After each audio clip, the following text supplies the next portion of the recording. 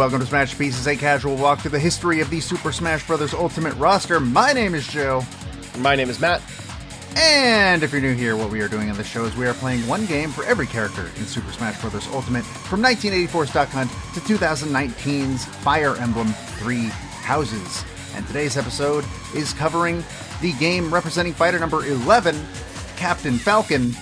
It is the 2003 GameCube title, F-Zero GX. And of course, if you were listening in the last Fire Emblem episode, then you know that we are not alone for this game, as we apparently will never be again, seemingly. We have our friend Vixie joining us. Hello, welcome. Hi, I'm Vixie Venomous. It's nice to be here. We're here to talk about fast space cars. We're here to talk about one of my favorite games of all time. Yeah, I think I said in the pre-show that, like, you are the biggest F-Zero fan that I know. Like, by far. Probably. I know David Straffy, who's been a collaborator with the show, is also a pretty big fan.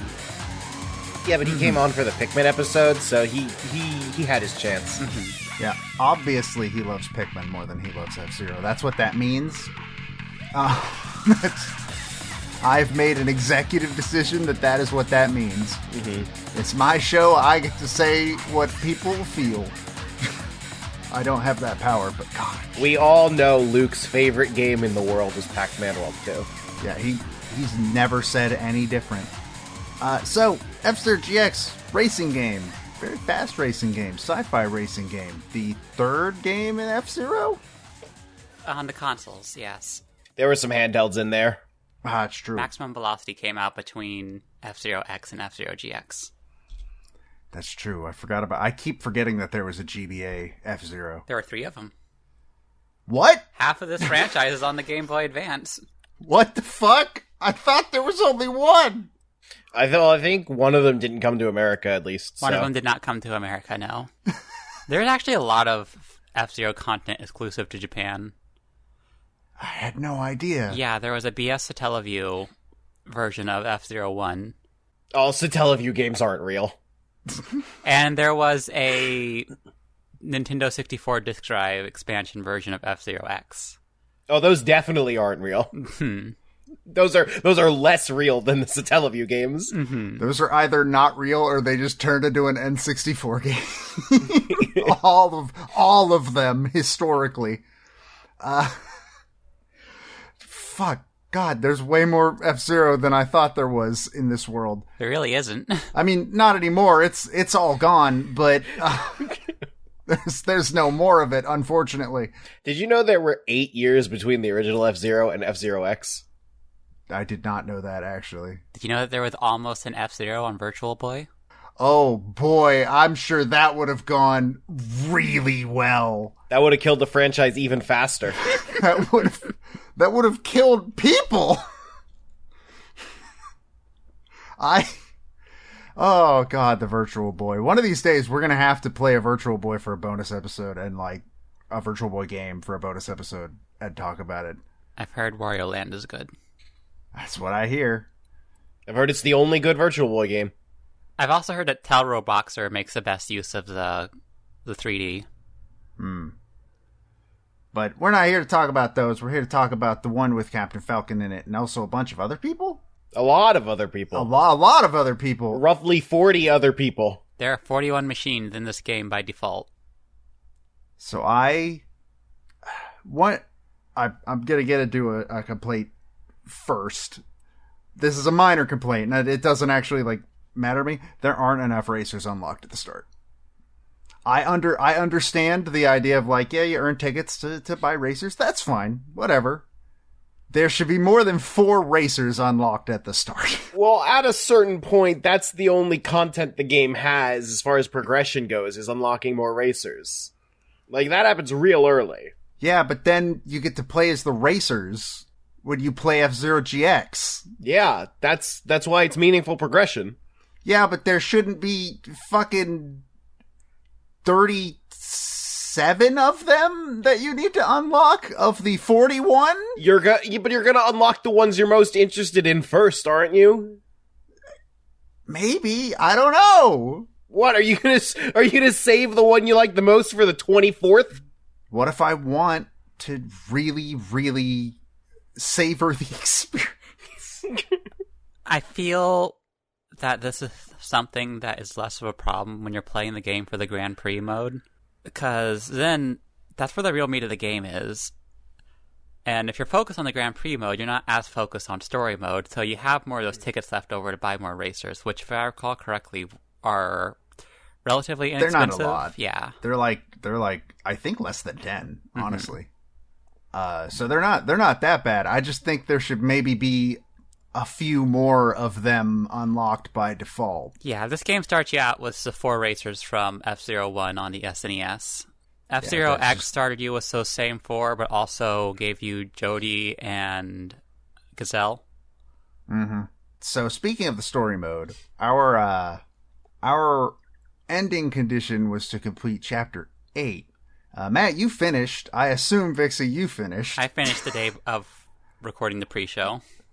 I didn't, because I made it to Chapter 7, and fuck you. Yeah, Chapter 7 sucks. It is definitely the hardest one. I rammed my fucking head into that chapter for what, like 3 combined hours between 2 streams? Mm-hmm. It was... fuck you. There's some severe rubber banding going on in that chapter. That one in particular, yeah. Especially like that stretch from the final pit strip and the finish line. Very much so. It's the same problem that Pokemon Stadium 2 had at the end of Gym Leader Castle, where the AI is not playing the same video game rules that I'm playing. So that's not a kind of difficulty that I appreciate.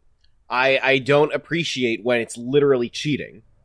And, like, there are a lot of parts of story mode that I did not super enjoy. I didn't enjoy the killing the gang leader.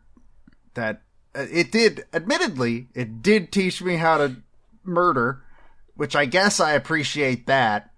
So that's like what I consider the bright side of every story chapter except Chapter 7, where every story chapter is teaching you something about how to play. Where, like, Chapter 2 is with Samurai Goro is teaching you how to manage when to use your boosts. Chapter 3 teaches you when to about going over the jumps. Chapter 4 teaches you about murder. And, like, every chapter has something that you can apply to Grand Prix. Until you get to Chapter 7, where it doesn't teach you anything. Fuck you. Chapter 7 is more of the final exam. Yeah, I imagine the idea is that Chapter 7 is supposed to be take everything you've learned and now win this race. But also, all the AI is fucking programmed by Satan. Yeah, it's not great. That being said, Chapter 3 fucking rules. The one with the jumps, I really, really liked that chapter. That chapter was a lot of fun. That's a good chapter. That's also the chapter where the cutscenes start to just be Yakuza. Yeah. I think that is my favorite cutscene. Speaking of cutscenes, Joe, I assume you have not watched the Chapter 9 cutscene. I haven't, actually. I need a live reaction.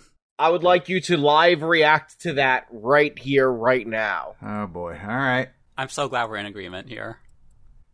This is 7 minutes long. It's the whole chapter. Just watch the cutscene. What the fuck is going on? What the fuck is happening? What the fuck is this Luigi's Mansion?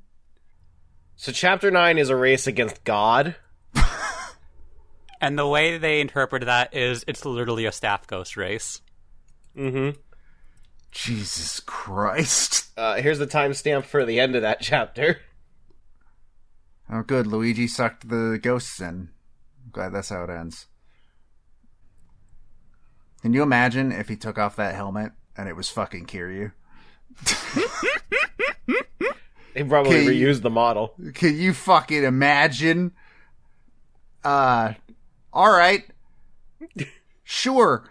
Fun fact, if you listen closely to the lyrics in this credits song, you'll hear the only mention of Falcon Punch in an F-Zero game. Fuck yeah. Nice. Speaking of Yakuza, I think we mentioned this last time as well, but this is a Nagoshi game. Mm-hmm. RGG Studios. Yep. Largely. Before they were RGG Studios. Back when they were Amusement Vision studio that did Monkey Ball. The people that make Yakuza now. Well, Nagoshi no longer makes Yakuza. He left Sega, but that's why the cutscenes are as weird as they are. Speaking of weird cutscenes, I did take the advice and watch the ending videos. Good. First of all, so there were two things that came to mind for watching all of them. One, they reminded me of that screenshot that went viral from Yakuza 7 of like, this is what every sub-story in Yakuza 7 is, and it's like a dude in a top hat standing next to a monkey and the background's on fire and he's saying please. But more than anything, do you know what those videos are? What are they?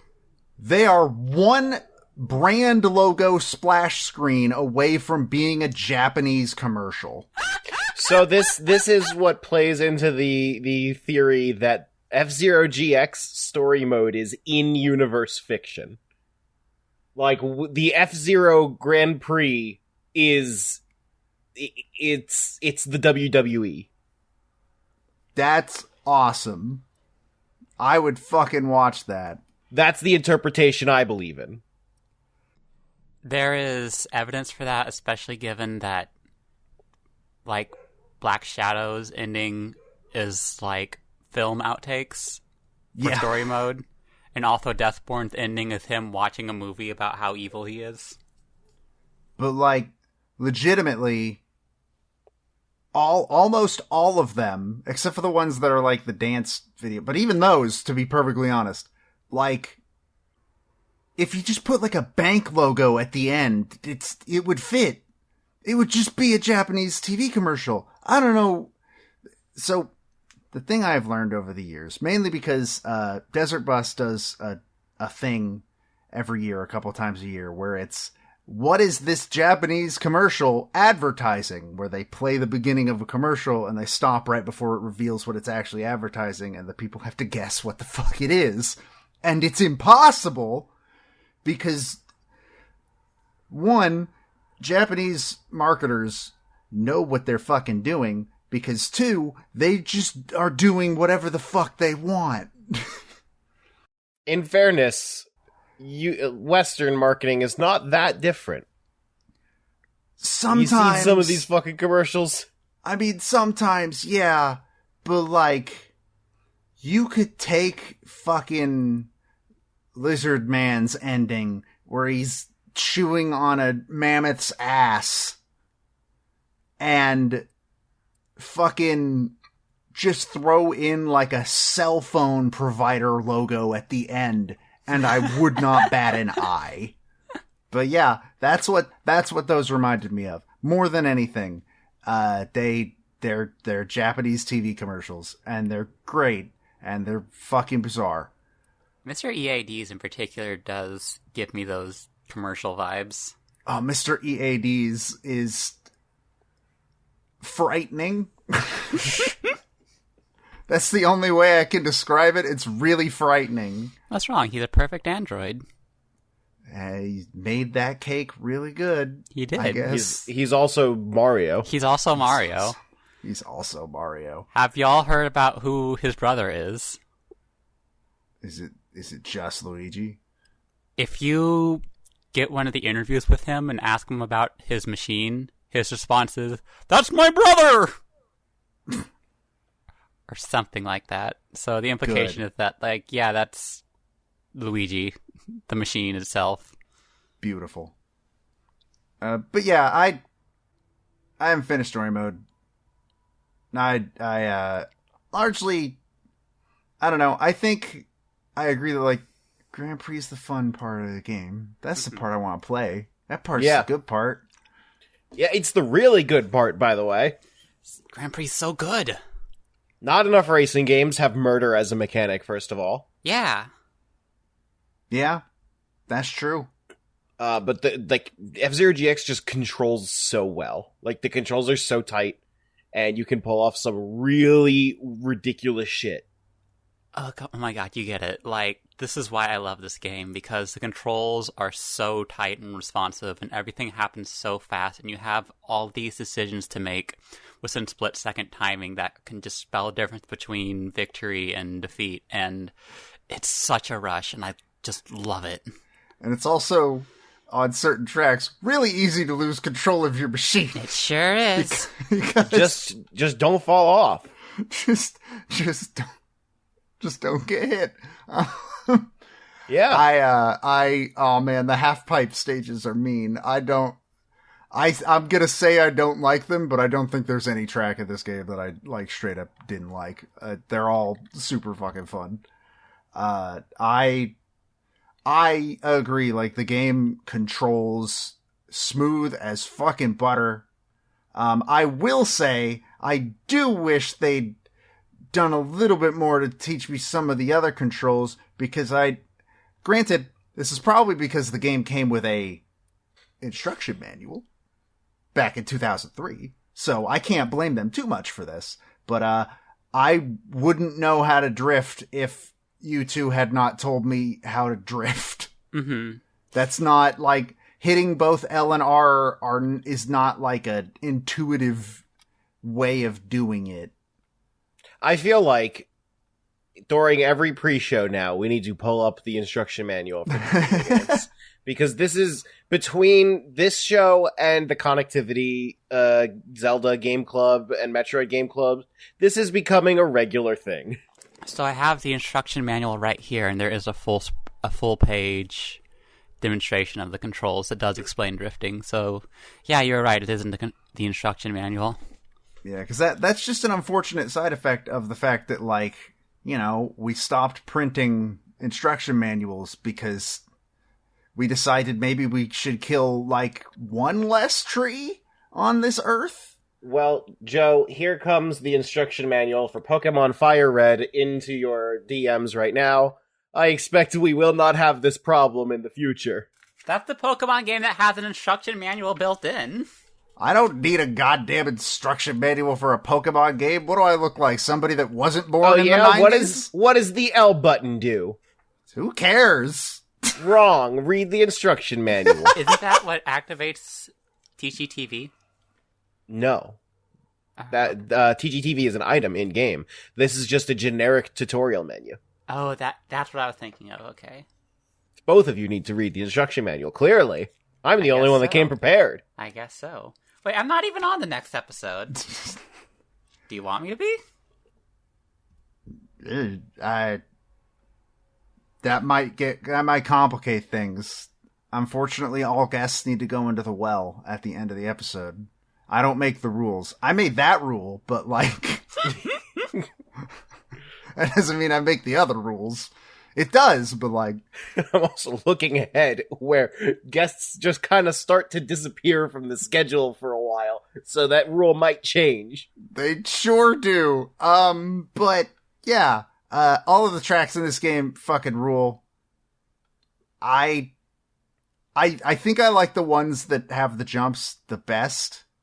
And I did actually get to race on all of the tracks. We managed to, use methods to even get the AX tracks unlocked. What did y'all think of the AX tracks? They're weird, clearly right? made for an arcade game. They sure very, are. very much made for an arcade game. Also, in AX, I assume they're one lap, too, because they're long. I don't think they are.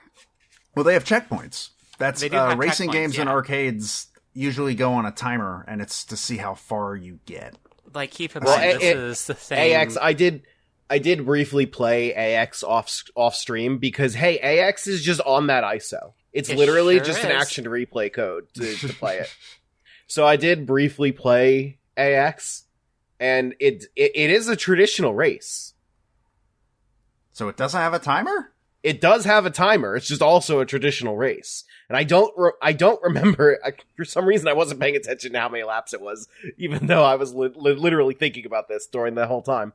But those are very long tracks, which is counterintuitive to the whole timer idea, where the arcade game wants to get you on and off as quick as it can, so someone else comes in and puts in money.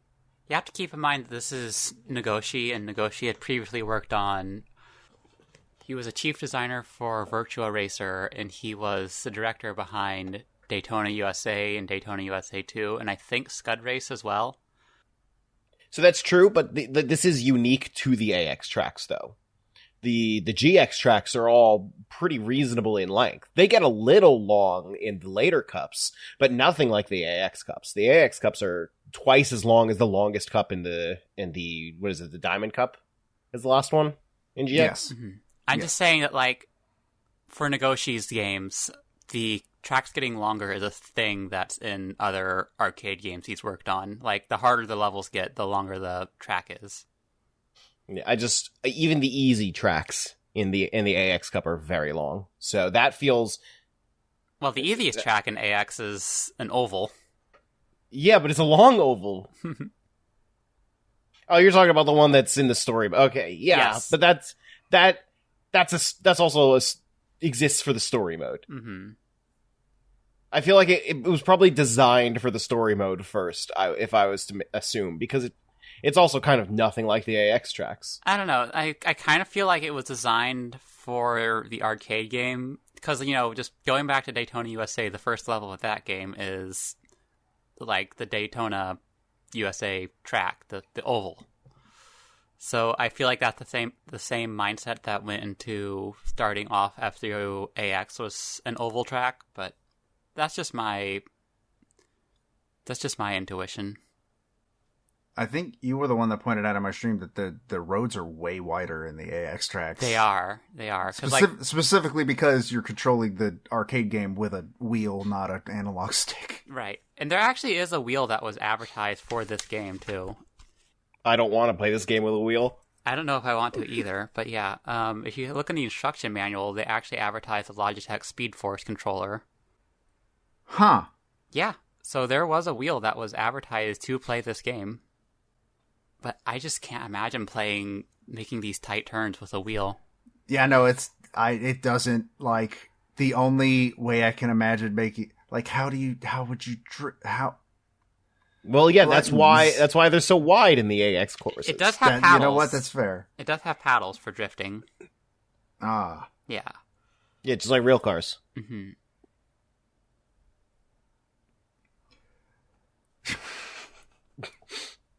Matt, we need to talk about the cars you've been driving. We have a small conversation. I also got to play some of the AX racers. One of which is just fucking Crazy Taxi. Yeah, it's just a Crazy Taxi fucking reference. What the hell? Yeah, and Sega made that game too. Mm-hmm. They sure did. And Billy from the F-Zero X Racers, they actually just added II to his belt.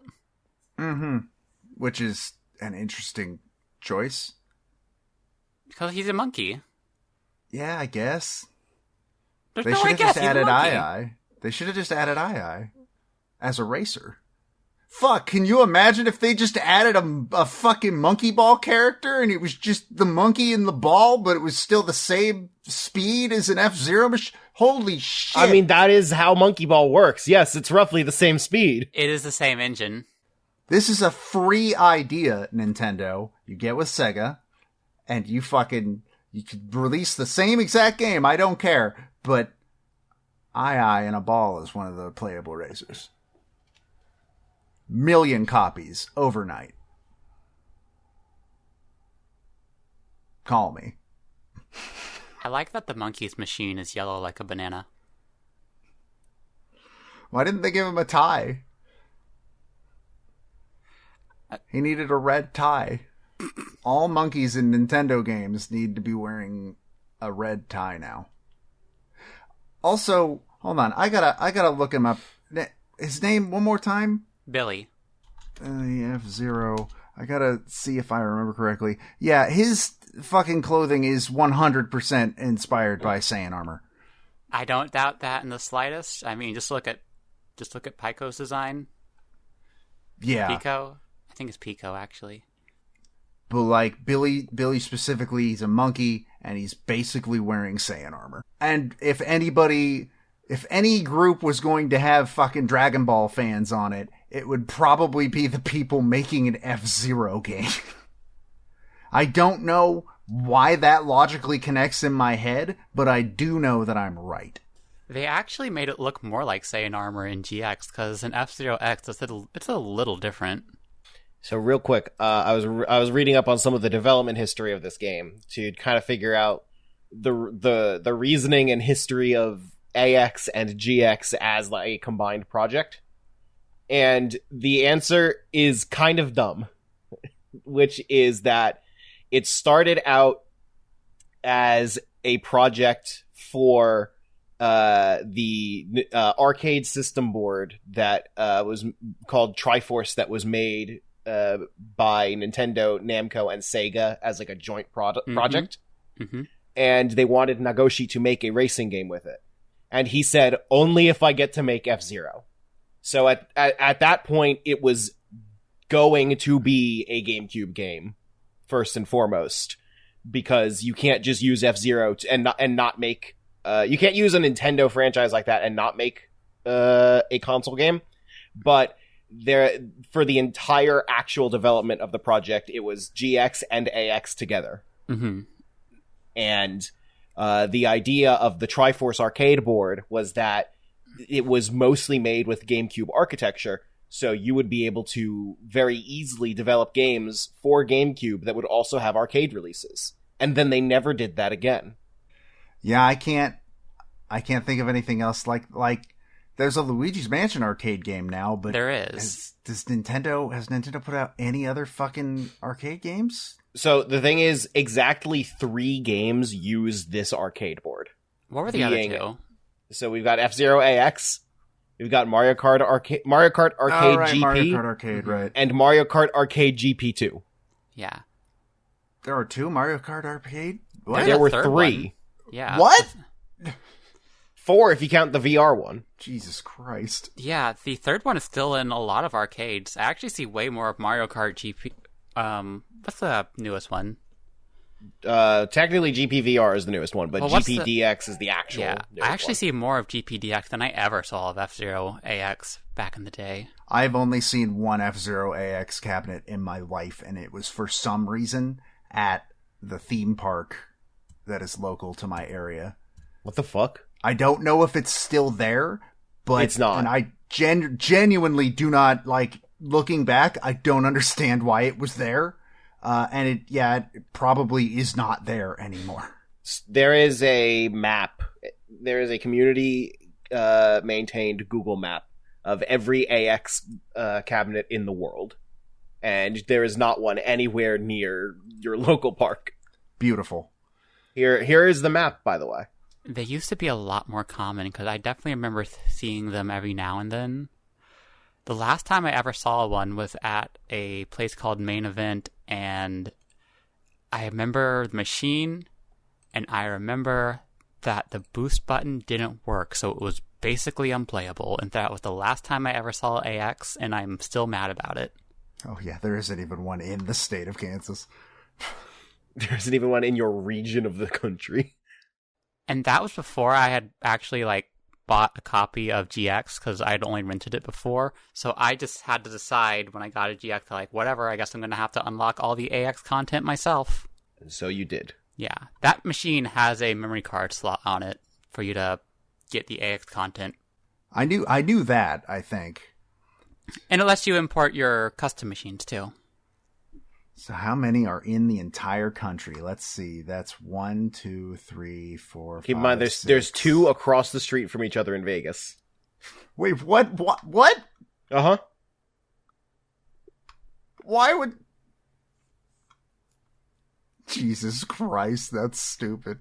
And 2 in Madison. Madison, Wisconsin? What the fuck? Yeah, that's not a lot of cabinets left.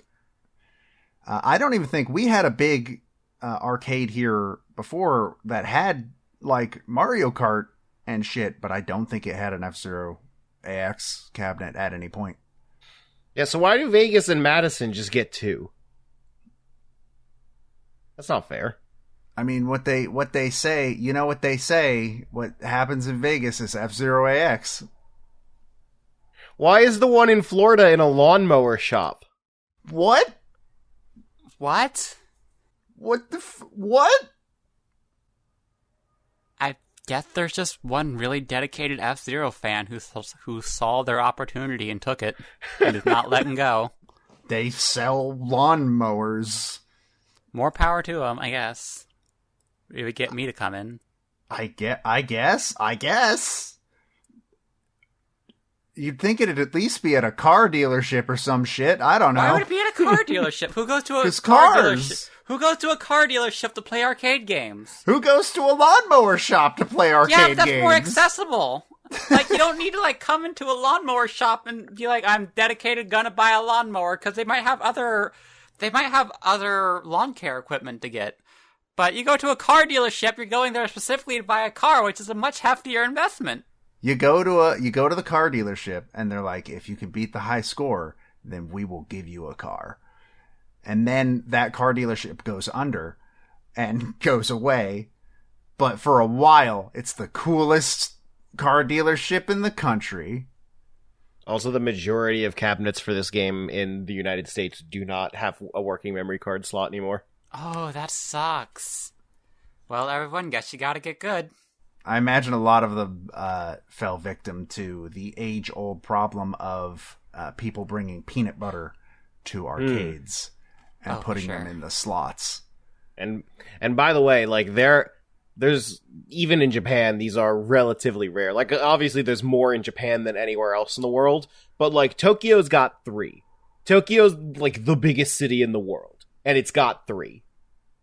I also believe F-Zero isn't quite as popular there as it was here. I'm not entirely sure, though. That would make sense to me. Yeah, it's kind of like Metroid. It feels a lot more like made for Western sensibilities, sort of. Sensibilities? Like tastes. It definitely had a scene there back in the day. Shout out to the Netherlands, though. They got 4. We are seriously dedicating time in this episode to looking at a map of where F-Zero AX machines are. Wouldn't you? Evergreen content, Vixie.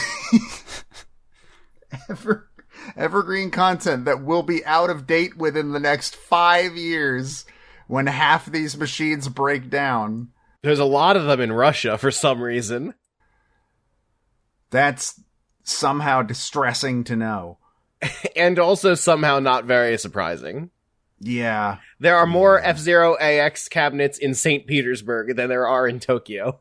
Jesus Christ. I wonder how many of these are double cabinets. I'm pretty sure there was a multiplayer version of this arcade cabinet. I'm not sure. I wouldn't be surprised. But yeah, F-Zero GX is a good game. It's a good game. It's fun. I personally don't have a lot more to say about it except for, like, I don't know, I like the character designs except for this was mentioned on my stream and we talked about it briefly there, but like, man, all the women in this game sure only have one costume. I was the one who mentioned that, and what I said was all the women from F-Zero AX have one outfit. Yeah, pretty much. They're, they all Jodie Summers, or Jodie Summer. It's not Summers. I keep wanting to say Summers. It's not that. The costume she is wearing, that's what like 98% of the women in this game are wearing. I mean, there's only 3 in F-Zero X. And they're all wearing that. Yeah, Jodie, Kate Allen, and Mrs. Arrow, and they all have the same outfit. The ones from F-Zero AX are similar, but yeah.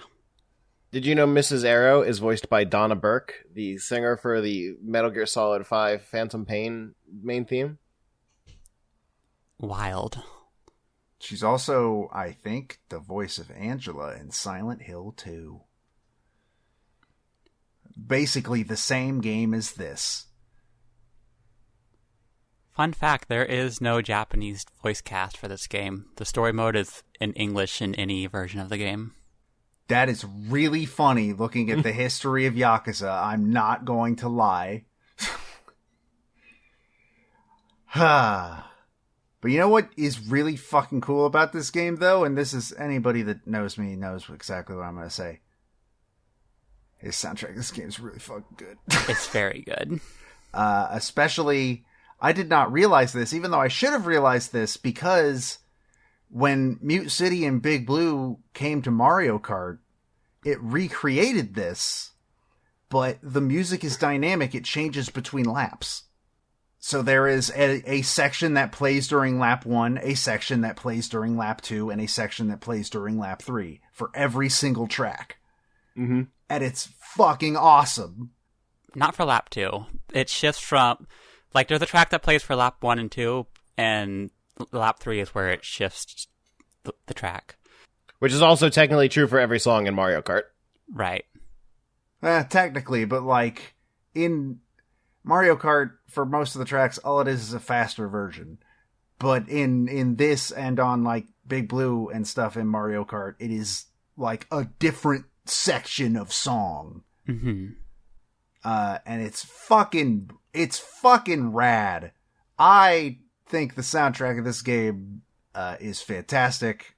Hidenori Shoji was one of the main people on it. He is currently still to this day one of the leads on Yakuza soundtracks.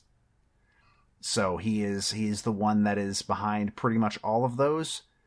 And you can kind of hear it in some of these, honestly. You can hear it. There is honestly a very easily readable line from Super Monkey Ball to F-Zero GX to Yakuza.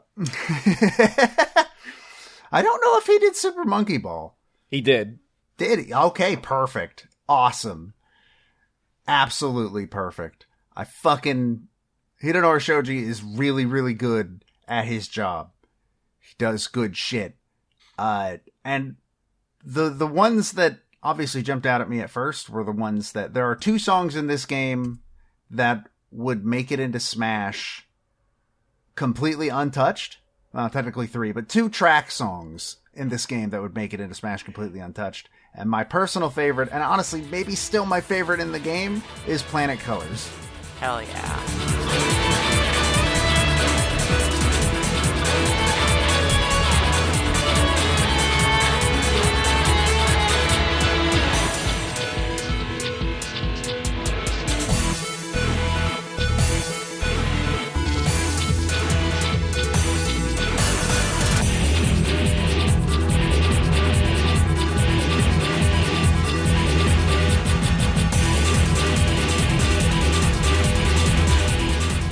For tracks that take place on Green Plant. Holy shit, this song fucking rules, especially the track 3 section. Even though it's really simple, like it really ratchets up the tension. It's the drums. It's so fucking good. It is such a good goddamn song. Mm-hmm. I believe my personal favorite, if I remember correctly, is the other song that made it into Smash Untouched, which would be Shotgun Kiss.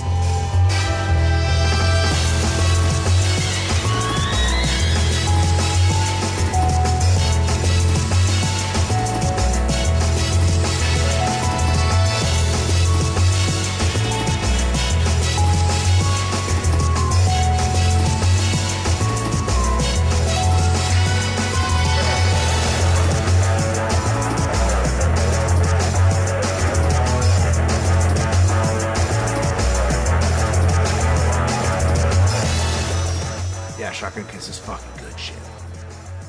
Shotgun Kiss is one of my favorites because, like, I hear the chimes in the background of it, and it makes me think of the sound I used to hear in an arcade. And it just captures that feeling of overwhelmingness that comes from somewhere like an arcade or a casino. Well, also that goddamn bass part. Mm-hmm. It's so good. It's so good. I think the Vegas Palace tracks are probably some of my favorite in the game. Pretty much across the board, especially the I don't remember what the actual name for it is in the game, but like the one that does like the double helix turns. Mm-hmm. That track fucking rules. I love that track. I want to say it was called something like Branching Paths or something. I'm not sure, but I know the one you're talking about. The one where like you can just see the track go upside down over you, and that track rules. I think so. Yeah, and Directions Clown makes many appearances. Thank you, Directions Clown. My hero, Directions Clown. But yeah, Shotgun Kiss is a fucking good song.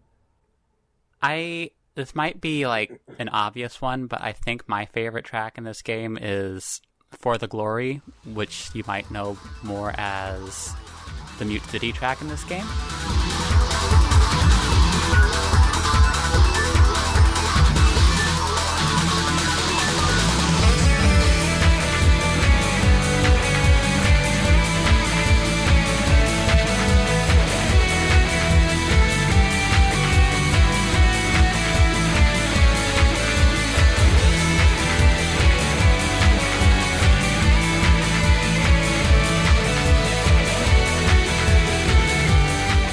I would agree. This track starts up with just build up and build up and build up, and on most tracks that build up lasts for the length of the first lap, and then around the time you get boost power, it kicks into the classic Mute City theme, and it just feels so good. The timing of it is just so perfect. It feels like dynamic music that changes for lap 2. I would agree. I don't know like how purposeful that is. I assume like that is intended. That was the It has to be at least thing. a little bit. Yeah. It feels intended. But like, yeah, it works really, really well. Another one that I really like though, honestly, I kind of really, really dig Feel Our Pain.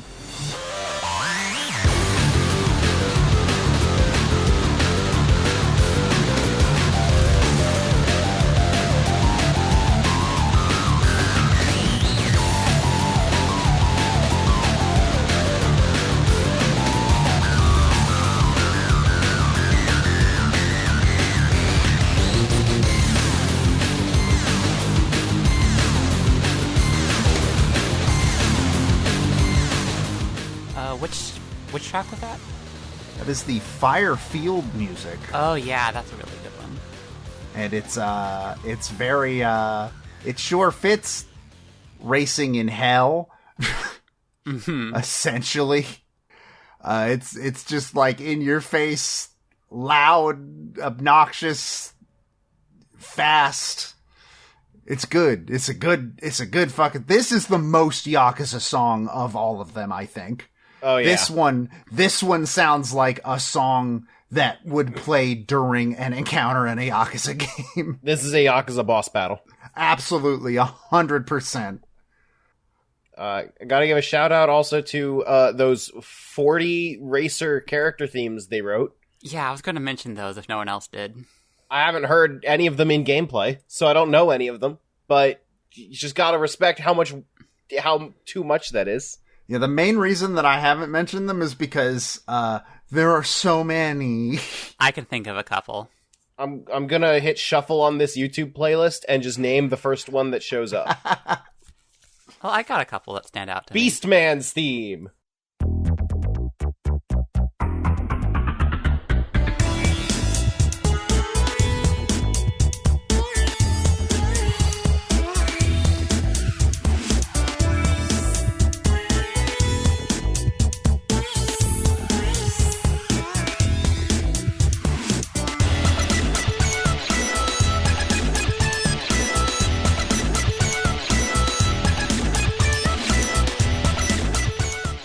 Oh, this might actually be like the only one that I kind of know because of how wild it goes.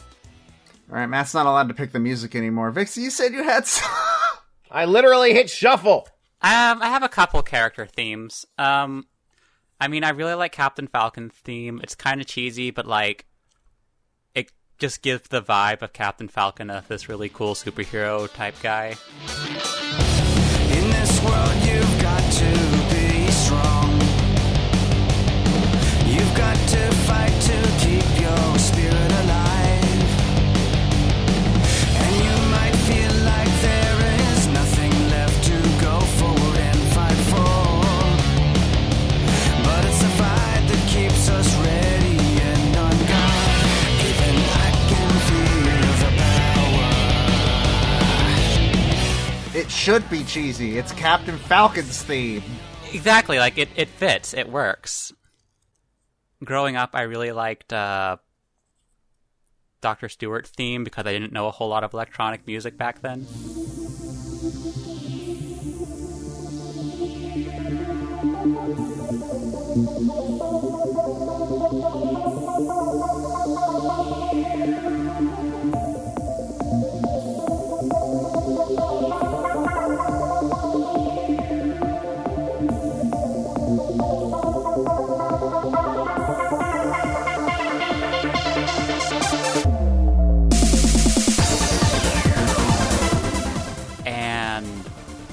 Another one that I know a lot of people mention when they talk about the character themes is Digiboy's theme. It's not the way, but it's the well understood. I know the way you're thinking, what you're gonna do next, and I can feel the way you want me to feel. But it's the logic and reason that keeps me away. I know you wanna slam me into the ground, but what I see is just another form of madness. If there's another way for you to break down, it's just to let you go first and make a mistake. I think those are all good. The fact that there's vocals in a lot of these is fucking insane. Oh, yeah. Considering the most you're going to hear of these songs is maybe 30 seconds, unless you go out of your way to play them? Yeah. They put so much work into these songs that most people aren't going to fucking hear. James McCloud's theme is basically just 80s heavy metal.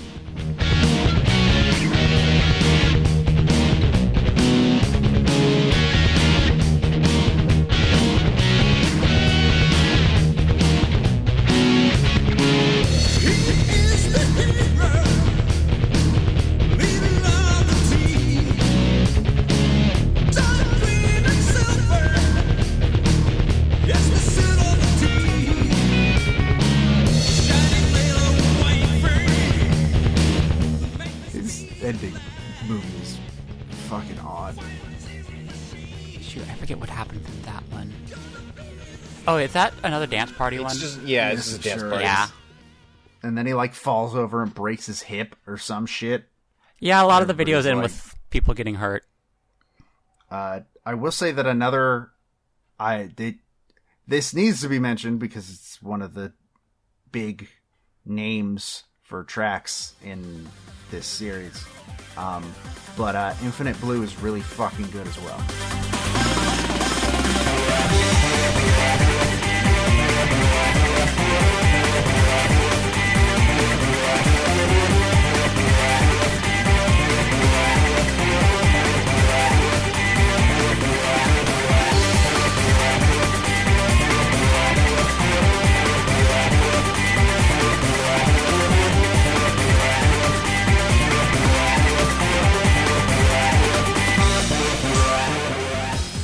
Which is, of course, the music for Big Blue.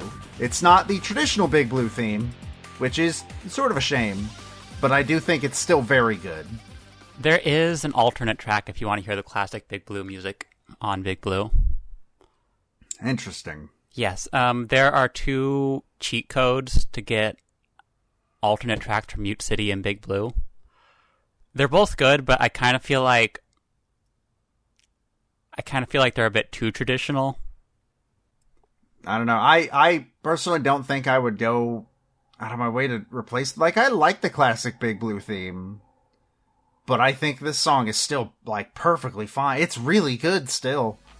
Oh my god, before I forget, Night of Big Blue from Mission 4.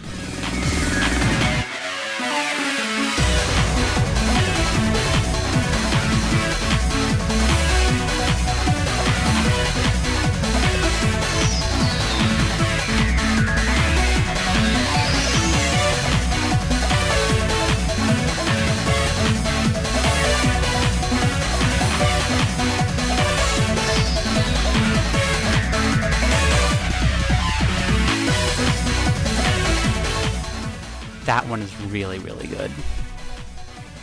Oh, right. Yeah, I do remember this. It's a good arrangement of the classic theme. But I only have one more track to bring up if I can double dip and go twice. Go for it. I really like... I don't know how to pronounce it. OSC Sync Carnival. OSC Sync Carnival. I'm suing. The music for Lightning.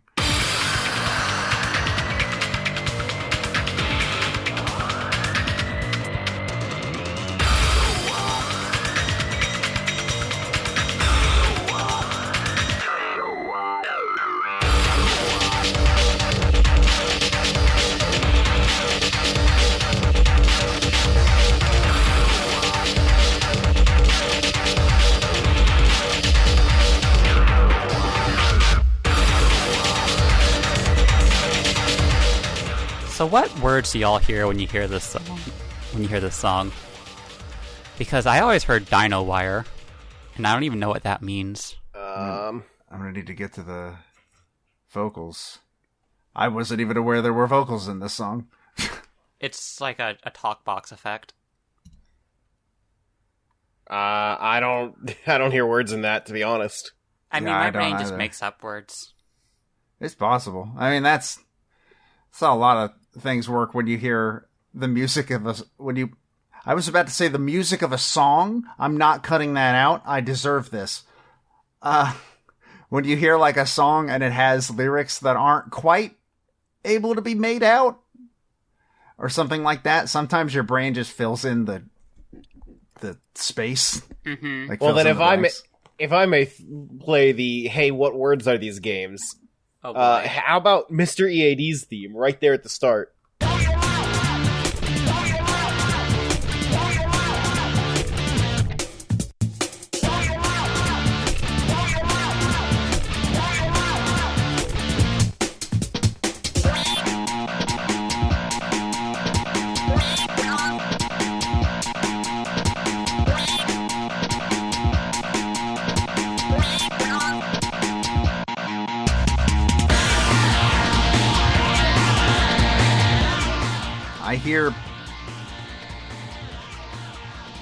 I don't know what I hear. Something love? I don't know. And then it turns into Splatoon lyrics. It sure does. It turns out Hidenori Shoji was writing Splatoon before Splatoon. I'm just gonna say it says Wario there. You know what? I accept this new canon. It's perfect. But yeah, I don't have any other tracks that I really wanted to give a shout out, but like the whole soundtrack overall is fucking incredible. It's very good. I think I'm good too. All right. It was just good. F-Zero GX was a good game. I had a lot of fun playing this game. One of our friends was talking to me about how he had never played this game before and was playing it alongside us for the first time. And he said, I guess I kind of want a sequel to this now, which is an unfortunate new feeling. Y'all now know the pain I've been feeling for the past, I don't know, over 10 years. Don't worry, we will never get another F-Zero release. We will definitely not get another F-Zero release. I actually, legitimately, outside of the bit of the curse, unfortunately believe that with all my heart. Though, actually, isn't there like a rumor that this game has a re-release like in the oven somewhere? There is a rumor. Granted, who knows how true that might be, but Silex Hunter said it. I mean, if that is the case, then that's cool. That's good. Maybe they the story of Silex Hunter, right? I do not. So do you remember Samus Hunter? No. Vaguely. Samus Hunter was a fake leaker sometime last year that like kept saying shit that kept being proven false, but like they always had some way to talk their way out of it and just completely try. Basically, oh no, I wasn't wrong. Here's why I'm actually right. And then this guy showed up calling himself Silex Hunter, who would trash on Samus Hunter with their own leaks. And then it was funny because fake leaker getting trashed on. And then after like a month or two, every single one of Silex Hunter's leaks turned out to be true. Alrighty, it's a shame that this is going to be the first one that's false, because this is definitely not. This is definitely not happening. I'm speaking this to the universe through this podcast. This is definitely not happening, for sure. Us saying something isn't going to happen, that one doesn't happen nearly as much as this is worthless to the show now. Pokemon Snap 2 happened as you were recording the show. Yeah, but that's only when Joe says it. It's never happened when I say it. Okay, well, Joe's already said not going to happen here, so we're good. Okay. Yeah. It's not going to happen, but also it is going to happen because then that'll be Nintendo pissing in my face personally because I had to fucking jump through some hoops to get this game working. You fucking... Anyway, Silex Hunter says something is happening with F-Zero. He said manage your expectations. He's not promising a new game, but something is happening with F-Zero. Ah, so the Blue Falcon is being put in Wii Sports. Maybe.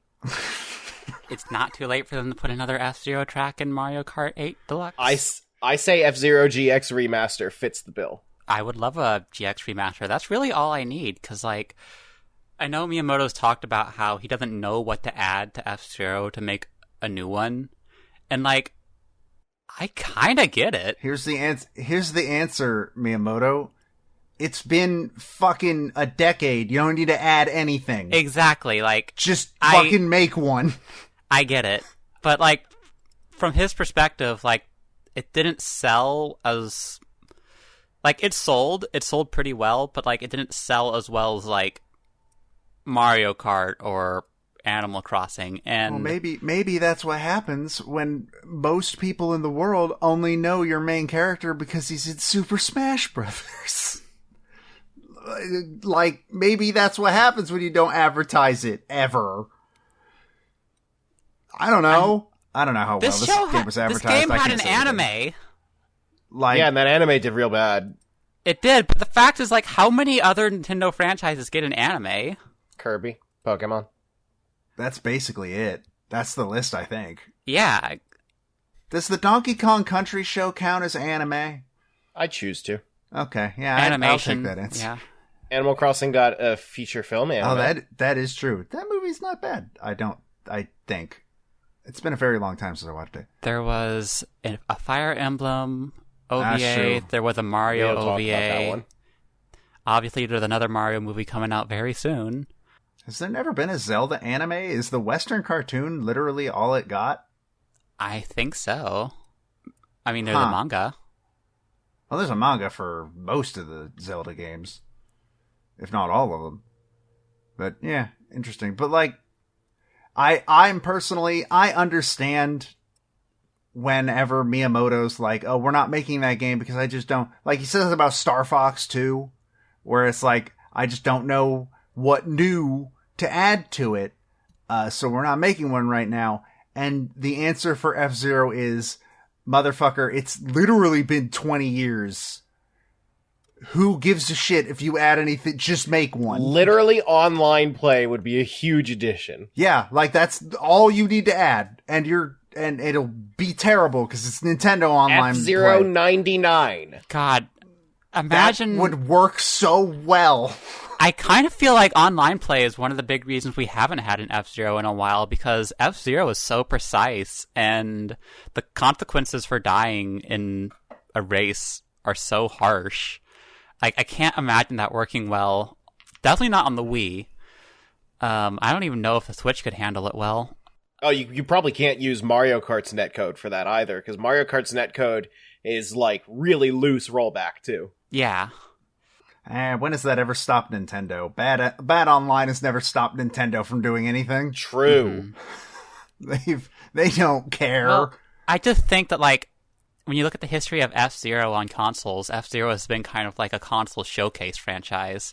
Like, the first F-Zero was a launch title for the SNES, and it was a big demonstration of Mode 7, showing that, like, the SNES could do these fast 3D-looking racing games. Then you get to F-Zero X on the N64, and while that game is kind of ugly, it was a game running at 60 frames per second in 3D with 30 racers on the N64, which was kind of unheard of at the time. The only game comparable to that was Daytona USA, which was made by Nagoshi. Speaking of looks, hey, this game looks pretty fucking good for a game that came out in 2003. Yeah, this game looks great. I feel like you could just port it over with the graphics as is in HD and it would look passable. Like, it's visually pretty damn good looking, all things considered, considering it came out 20 years ago. But, like, I kind of get the idea of, like, being a like, way of showing off what a new system can do. But we're kind of past the point where we need them to do that. But that's what I'm saying, is that, like, F-Zero's been removed from its relevancy. There's not a need for it anymore. As much as I love this franchise, I get it. I get why there hasn't been one in a while. I don't know. I personally, I just don't think that's a good reason to not make one. I don't know. It just, I don't know. I have a lot of beef with Miyamoto's philosophy on when to make new games, but also he's Shigeru Miyamoto and I'm some asshole sitting in an apartment in Kansas. One of us wins this contest and it's not me. So are we going to talk about our idea for an F-Zero sequel that wouldn't be a new F-Zero game? Would it be just a Yakuza game with Captain Falcon in it? Yes! I want it! That would be a good fucking game. I need it. Like, though I'm not sure I want it anymore now that Nagoshi's not at RGG. I'm going to have to wait and see what the first Nagoshi-less Yakuza game is like. I'm going for wish fulfillment here. Just bring them back. Like, as long as I'm making impossible dreams, I might as well just ask for everything. The story mode in this game has such an interesting world that we barely get to see anything of, and I want more of it. I want to see what this world is like. Yeah, I think it'd be interesting. I want to see more of Captain Falcon. I like the way Captain Falcon is portrayed in this game, and I want to see him in a more interesting story. Show me this stupid WWE world. Mm-hmm. But we've been going for about an hour. I think it's time to go ahead and wrap it up. All right. Fitzy, thank you for coming on. Thank you for having me. Glad we could talk about the world's fastest space cars, and arguably some of the only. I'm sure you know what comes next for all of our guests. Yeah. We have two very important traditions. One you will enjoy, and the other, I am afraid you will not. So, Vixie, tell us, is there any Nintendo employee, past or present, that you would like to physically fight?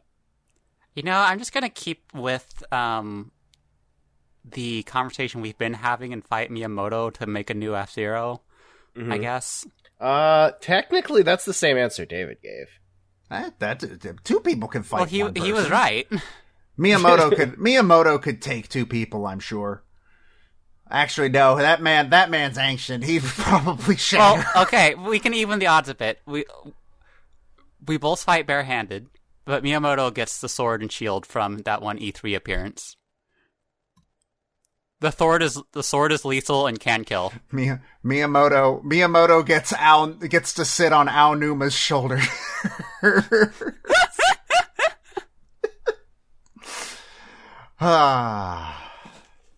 All right, well, before we move on to the second tradition, did people find you anywhere and things? Well, my Twitter is @VixieVenomous, all one word, VYXIE, Venomous, and that's about it. Yeah, you can go follow her, and Twitter. I mean, it's Twitter, it's a hell site, but like, yeah, I don't know where I'm going with this bit anymore. Why am I allowed to host podcasts? Alright, I'm pulling the lever. Thank you for being here, Vixie. Goodbye. Alright, that's another guest thrown in the well, the hole that we put them all in to finally free ourselves. Anyways, let's talk about our next game. And that game is actually representing 3 fighters technically, but they're one spot on the character select screen. Wait a minute. I thought this show was playing one game for every fighter. They're one spot on the fucking character select screen. Sue me. It's fighters 33, 34, and 35 being Squirtle, Ivysaur, and Charizard. But all of those 3 together make up Pokemon Trainer. So it actually represents Pokemon Trainer specifically. It is the 2004 pair of Game Boy Advance games. We're playing 2 games for 3 fighters. Pokemon Fire Red and Leaf Green. Our first real Pokemon game. And we are not alone once more. I think I hinted at it in the F-Zero pre-show, but we have 3 back-to-back-to-back guest episodes. And joining us today is our friend Devin. Welcome. Hello. We're here to talk about you. You've decided to join us on the first journey where we're actually going to play a Pokemon game, even though this is our 4th Pokemon game. Oh god. That'll be good. That was a fun game. This is not our first time podcasting together either. Not that the podcast we did together still exists, because I sure would not be able to find it. I have all those. Oh, you've got all? Okay, that's the very threatening thing to know. I saved every episode. Oh, no. Okay. Well. Hey, to be fair, we released an episode on this feed at one point. Yeah, you want to know how I found that? I searched for it on Twitter and happened to find the first one somewhere. I downloaded that off the internet myself. And had to edit out some shit that we would not say nowadays. So Absolutely I'm frankly beautiful. very scared of what we find in there. But yeah, we've played Pokemon Snap. We played Pokemon Stadium 2. Why am I blanking on the third? Oh, Puzzle League. But we have not played a real ass Pokemon game, and this will be the first time. So I'm overall excited because I like Pokemon, but also I've never finished one of the GBA games. Pokemon Stadium 2, playing that on stream, was a big moment of maybe I don't like Pokemon anymore. And I kind of think that's where I'm at in my life. I like the Pokemon brand still, I think, so I still get kind of interested in Pokemon spin-offs, but I have not actually enjoyed a mainline Pokemon in a while now, and it was kind of very frustrating playing Stadium 2 on stream and realizing, oh, everyone's mad that I don't know how to play Pokemon. So I'm not looking forward to this one, I'm going to be real. I'm really not looking forward to this one. Well, I love Pokemon. I already have a team in my head that I want to work on. Granted, one of them changed because our friend Zero gave the best. So I'm gonna do what I did with the Stadium team, where they're all gonna be named after games that we have played for this show, like stuff in games. And Zero came up with the idea that I should catch a Ghastly and name it Matthew, and that's the best fucking idea anybody's ever had, and I'm gonna do that. So I will try my damnedest to end this game with a Gengar named Matthew. May he rest in peace. It's really inconvenient that the one character that died is named Matthew. Yeah, it's really weird, isn't it? It's yeah. When we play Paper Mario, is that what you're gonna name the Yoshi? Oh fuck, that is what I should name the Yoshi. What are you gonna do in Metroid Zero Mission? Can I name something in Zero Mission? I don't think so. I'll just call Samus Matthew the whole time. Anyways, yeah, I have never finished Fire Red or Leaf Green, and I have never finished Ruby Sapphire or Emerald. I actually personally don't like Ruby Sapphire and Emerald. I, to this day, cannot tell you why. It's something about the way Hoenn's laid out. I have no other... Because, even when I played Omega Ruby and Alpha Sapphire, I still didn't super love it. But... I mean, I've never played the original... I have played the original Red and Blue, but I've never finished them because going back to them, they didn't age great. Oh, they're amazing. Sure. I cannot, it's very weird to go back to Pokemon games now before,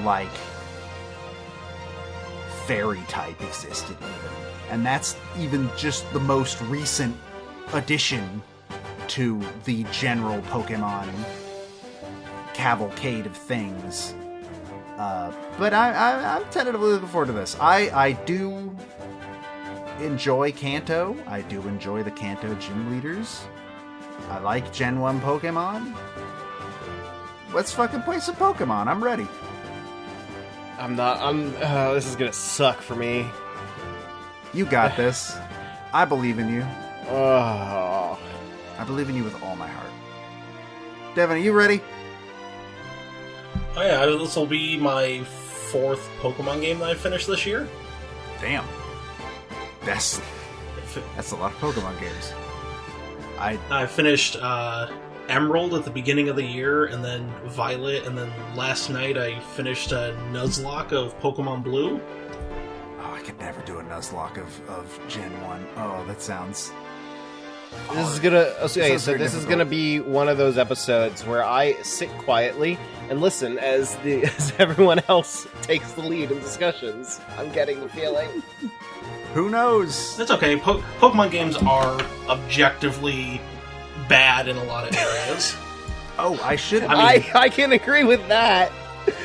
I should mention that Matt and I did have the idea that we're gonna battle our teams halfway through, and then at the end.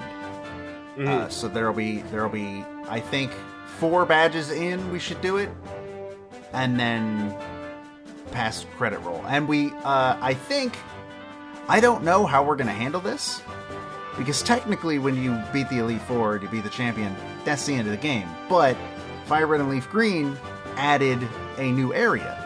Sounds like we have 3 fights with each other then. I guess. So we will be doing the Sevi Islands in some capacity. I don't know if they'll be their own episode or if they'll just be wrapped up in the episode. Who knows? But we are planning on doing it. Because we might end up having a check-in episode anyway. Yeah, it's possible. But We don't have any planned check-in episodes, but after Wind Waker, we decided if a game takes long enough, it gets a check-in episode. But yeah, we're gonna do the Sevi Islands in some way. We just don't know yet how yet. So if you're playing along with us, know that is something that we will also be jumping into. And I don't got anything else to say about Pokemon. It's Pokemon, you know, that game. Oh, I sure don't have anything to say about it. I'm sorry that I don't like Pokemon anymore. It's understandable. I've tried. I've really tried. I think I like playing it too much. Right now I'm in the process of doing a forever lock on it. What the fuck is a forever lock? It's where you make you have to make a full living dex, but you're only allowed to use Pokemon that you take through a Nuzlocke. Oh, what the fuck? And that's not it. And it's only the ones that get into the Hall of Fame that still live when you beat the Elite Four the first time, and then you have to start another game. What the fuck? Just in Gen 1 with the original 150, that's... You're talking a minimum of, 15 playthroughs for Gen 1 alone. Well, that's if nothing dies. Oh my god. Look, I don't know what to tell you except that Pokemon fans are insane, and we have known this for years. People will do whatever they can to make these games more difficult, because, and understandably, they're easy as shit. How many are there now? We broke 1,000, right? Oh yeah, we've broken 1,000 Pokemon now. Okay, so I'll just do here 1,000 divided by 6. That's 167 playthroughs minimum. Yeah, it's a bit. That's beautiful. Anyways, then where can they find your stuff? Nowhere. Perfect. I don't do anything online. Perfect. Sounds great to me. I envy you so much. As for me and Matt, you can find me at StringPixel and Matt at Grimace2Menace over on Twitter. You can find the show at Smashterpieces. That includes on Twitter, on YouTube. That's really it, actually. Those are the 2 places. What am I... You can find the show itself on anondino.squarespace.com, and also you can watch us stream the games that we have been playing on twitch.tv/Nintendo World Report, where we also stream a bunch of other stuff as well. So it's a cool channel, and you should come check it out. That's it. That's the one. So with that, my name is Joe. My name is Matt. I'm Devin. And we will talk to you next time for our episode discussing Pokemon Fire Red and Leaf Green.